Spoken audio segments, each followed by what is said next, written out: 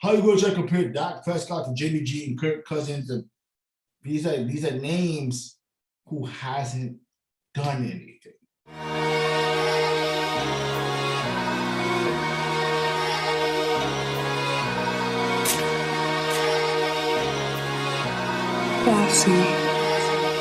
Yo, Vanessa got the sauce. And I mean, back to quarterback contracts. This isn't this offseason, but well, for one, Dallas is a shit show. Dak's contract. He was the second highest paid quarterback. I think he's third now with basically just under 50 mil a year. But you see now, Dak's paid, Zeke's paid. They have to ship out Amari. You see a guy like you see a guy like Cedric Wilson who walks away. And it's like, you're paying these quarterbacks the top money, but you can't put the pieces around them. That's why they say quarterbacks have a very small window to win the Super Bowl, because you want them to win when they're still on that rookie deal, because then you could put you pay all the pieces around them a lot of money, and they're still making what, maybe like 10 mil max. They also just lost Randy Gregory.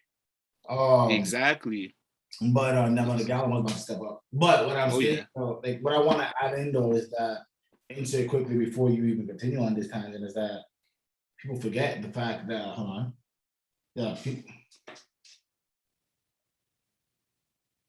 wow. Chandler Jones to the Raiders. Yeah, I just saw that not too long ago. But no, what I'm saying that what people forgot is the fact that, like, we say all this, but Dak got paid last year. So it's not even like he got paid this year with losing this and this. So he got paid with the pieces around him, and they still choked. So now it's just kind of like, yo. I mean, on top of that, with the pieces around him, and then they went and drafted the defensive rookie of the year. He shouldn't have won defensive player of the year, but he was in the defensive player of the year conversation. And then you see Trayvon Diggs step up and do things that the NFL hasn't seen in a minute. You want to talk about a guy who had everything around him. Only knock they had on the entire team was that their running back wasn't top 5 anymore. That's all that would knock. But the backup was able to have been a spark. So now it's like, Bill, what's your excuse? What's Dallas's excuse for that? What's the coach's excuse for that? You can't excuse that no more.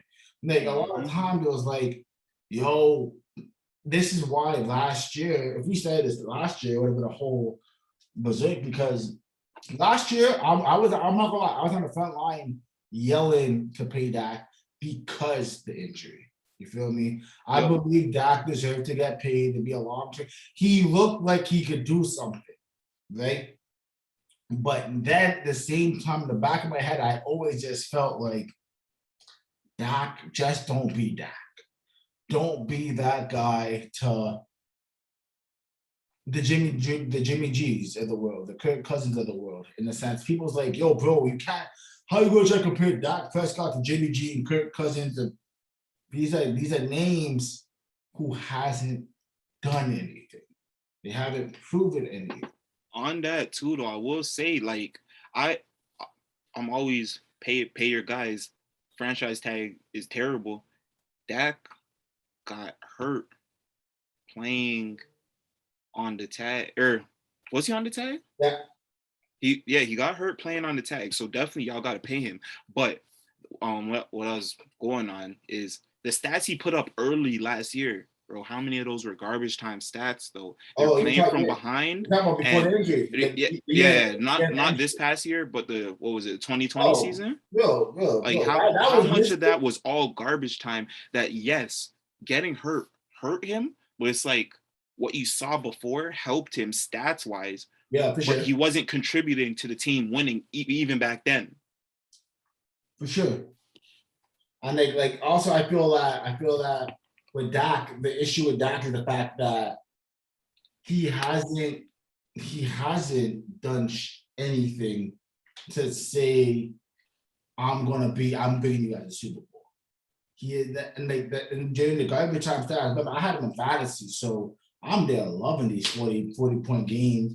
But all these but going into the game, after 3 quarters, he might be at 14. 10, yeah, like and the next 20 if you're lucky.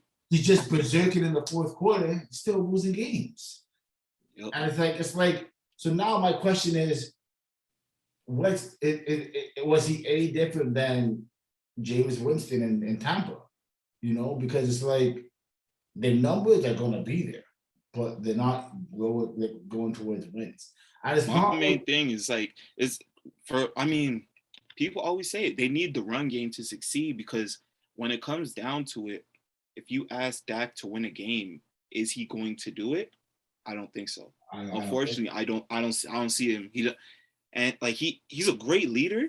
He just doesn't have that end of game clutchness needed to like Dak. This is all on you. Go out there and win it for us. That's my thing. I'm like, he's not a guy where it's like, yo, Dax, I'm scared now. Like, he doesn't scare you.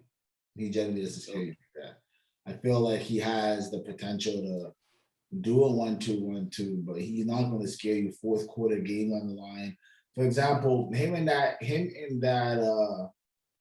it was that Dallas Chiefs or Dallas Buffalo, basically that Chiefs Buffalo playoff game. Both guys who had the ball in the fourth quarter scared me. Was perfect. That fourth quarter was perfect football. But what I'm saying is that those two guys, game on the line, you're scared of both guys, both of them. It's like, okay, because Josh Allen will go down 95 yards and score a touchdown. Mahomes will go down 95 yards and score a touchdown. Dak Prescott, you might get to the 35. You know, and it stalls out. Yeah. You're gonna get to third down a couple of times on that one drive.